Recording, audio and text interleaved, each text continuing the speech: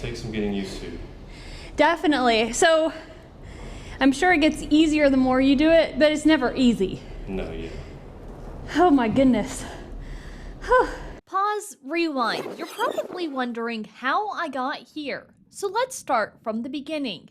It's not uncommon to see fires on the range at Fort Sill. But do you know what causes these fires and how they're fought? I spoke with firefighter Brandon Wells, who says he's only responded to 3 structure fires in his 8 years with the department. Instead, he spends most of his time watching for range fires and deciding when to approach.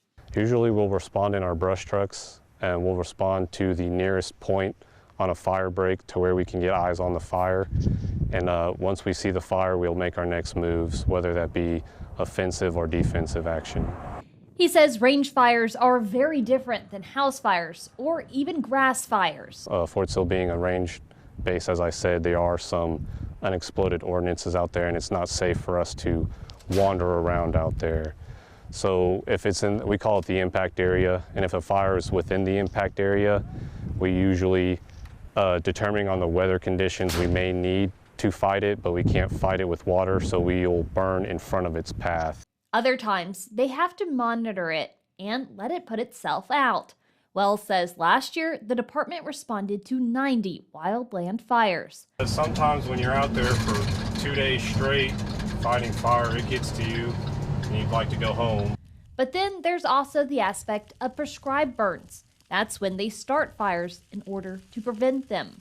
So put it simply, we will burn around Fort Sill's perimeter in case a fire does develop and pushes its way either towards Lawton or Medicine Park. So we just want to create a buffer area around Fort Sill to keep the fire within Fort Sill. Conducting a prescribed burn isn't as easy as going out and lighting a fire. They're sometimes planned a year in advance to make sure they're reducing the amount of fuel a fire has.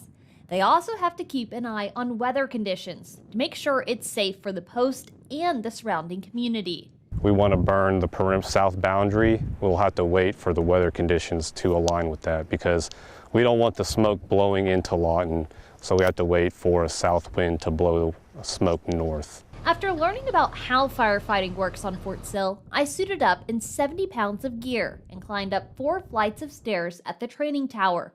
While firefighters don't see a lot of structure fires on post, they still train to be prepared. How heavy is this bar? How heavy is about 20 pounds. There are typically fires in the training building, but thankfully this time there were not. Despite that, I was still exhausted just walking up the stairs. And then we have to go back down? Going down is easy. Oh my goodness. So Haley, what would you say respect-wise you have now that you went your gear and had to climb up the stairs? Kind of a different point of view for firefighting. It's a completely different point of view, and there's not even a fire or a threat level. And this is not just a walk in the park. It takes some getting used to. Definitely. So I'm sure it gets easier the more you do it, but it's never easy. No, yeah. Oh my goodness. Okay. While I was able to walk up the stairs wearing the gear and carrying a 20-pound bar, I decided it was best to give it to Wells to carry back down. After getting back to the department, there was another test to see how quickly I'd be able to get into their gear while standing next to an actual firefighter who had to put on additional pieces, like a face mask and an air tank. There was a time I didn't know if I was going to be able to continue the challenge because the air tank was heavy, but I was able to put it on. But as you can see, the firefighter I'm next to already done putting on all his gear.